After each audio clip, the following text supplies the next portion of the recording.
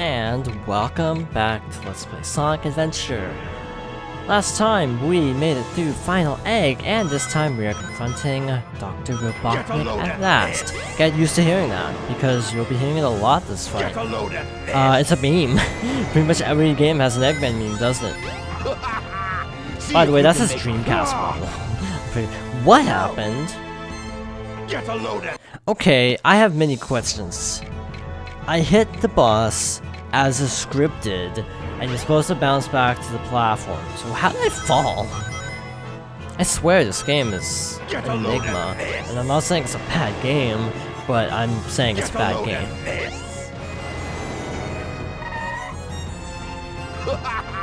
This is actually an attack. He charges up the little 3 orb things, and they like try to shoot you, but it's super not a problem.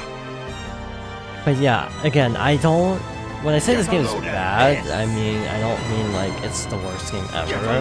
I give this game maybe a 6, because it has some really bad, frustrating parts to it, but it's also not a terrible game.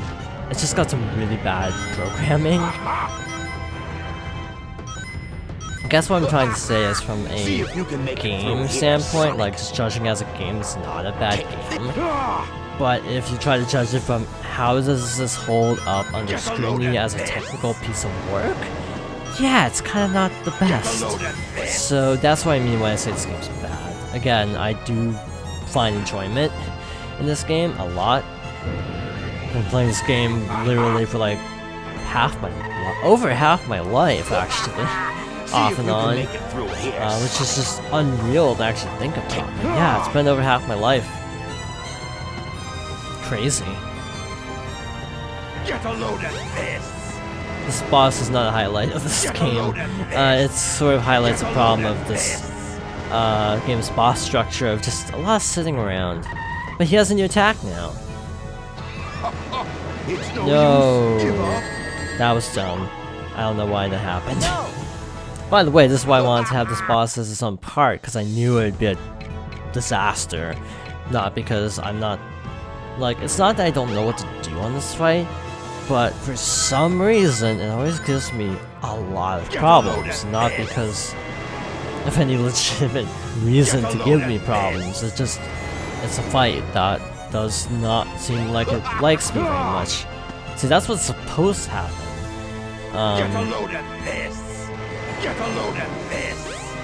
Maybe if I wasn't talking, but I feel like this boss is one of those bosses in a game where I don't, like, okay, interesting. I was mid-air. Why did the laser hit? Because I could have sworn the laser hitbox is the ground when it hits. So that was weird. But yes, this boss is always one that gives me trouble. But in kind of a cheap way, I guess is the best way to put it. Like, I don't feel like I die very legitimately to this boss very often. Like, I don't die because of a legitimate failure in my part, just because I can't predict what's gonna happen in this fight sometimes. Yeah, Mr. is okay. Again, I feel like the lighting is a little bit too much. I feel like a little bit of a darker tone for this atmosphere would actually be really appreciated by me. And I think my fans in general. The Dreamcast version was a lot darker, well, because it's Dreamcast. But just, I feel like it actually worked. It's like Silent Hill. People always cite Silent Hill as an example of this, where a technical limitation actually made the game more immersive. Because Silent Hill was actually, not originally, I don't think it was originally supposed to be foggy, but they had this like town rendered out, and they're like, wait, we can't actually do this and have it run, so we need some way to make it like run reliably.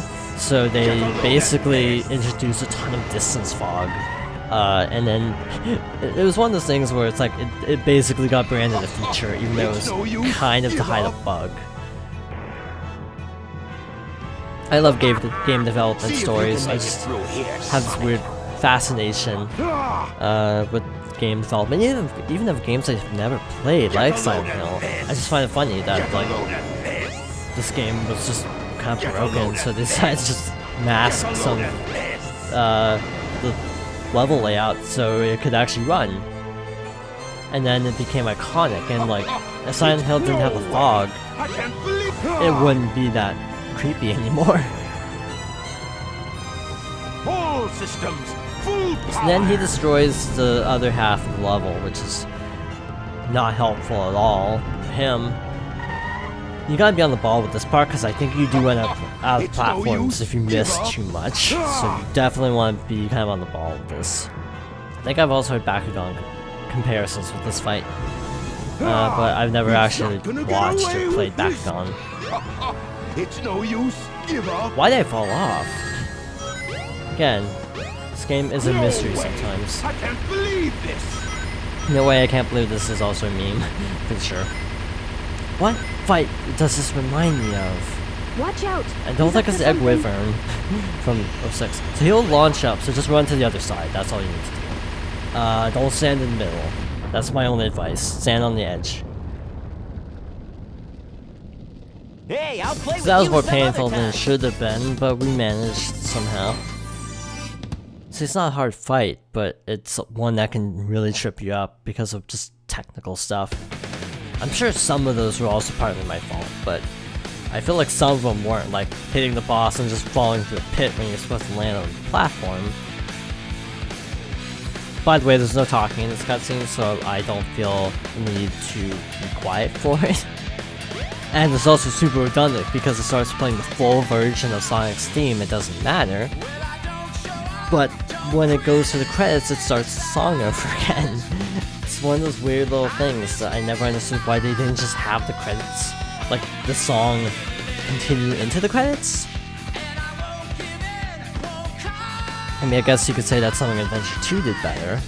And the fact that they make it look like Sonic is like trying to lip sync to it, to me is incredibly cringy because he's nowhere close. I mean, it's not even a Japanese-English problem for dubbing because they clearly made no effort to match it up. But yes, the fact that the song restarts kind of, not something I'm a fan of.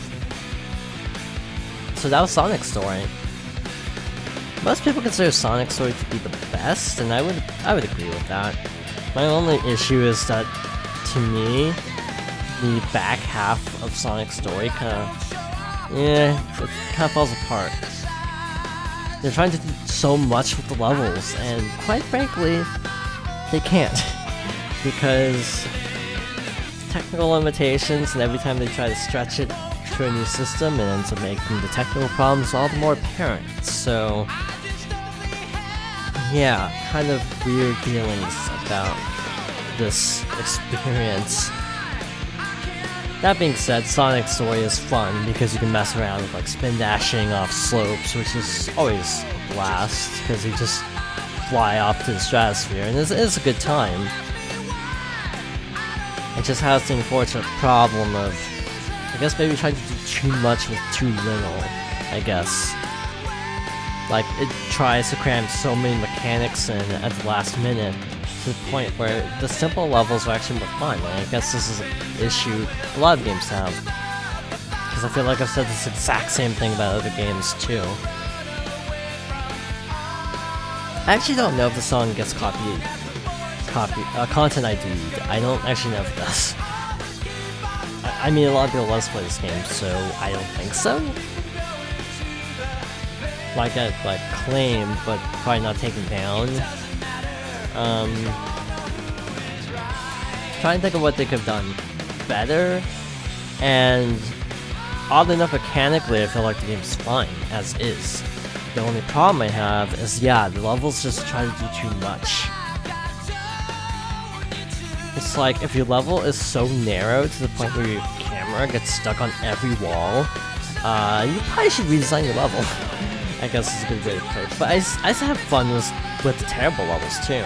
Like the ones I don't particularly care for, like Skydeck is probably my least favorite of Sonic's levels, just because it does tend to be the most like legitimately buggy because of the constant shifting of gravity of sorts. It's sort of an early kind of Sonic Lost World kind of trying to mess with gravity and not quite succeeding in either case. And you know what? I actually should have given Adventure 2's Mad Space as an example of this, because that game has really weird gravity all across the board. So yeah, other than that, like, Lost World is actually fun, other than sometimes the snake, the stone snake can be a little bit weird with its physics and, you know, falling through it and stuff, and that doesn't happen to me too often. I'm trying to think of what happened in... Oh yeah, the camera got hung up on a lot of stuff in Final Egg, so yeah, I have an issue with that. Story-wise, the game doesn't do anything particularly outstanding. To me, my biggest complaint is that all 6 characters are so interwoven to the point where it actually kind of hurts some of the story, because, for example, like Sonic being warped to the past.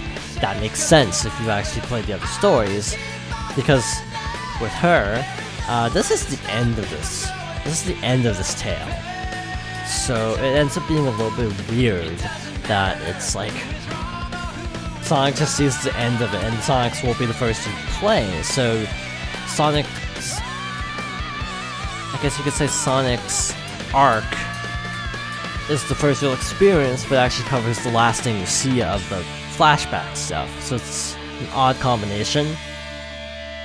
Yeah, it's copyright 2003 because it's, I think they just lifted the credits straight from DX for the GameCube. You got this nice little finishing screen, and that's it. We're done.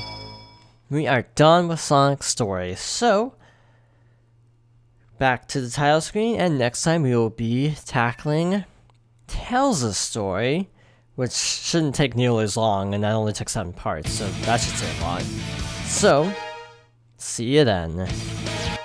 I know I just didn't do my traditional outro now that I say it out loud, so thank you for watching, and I hope you join me next time for more Sonic Adventure.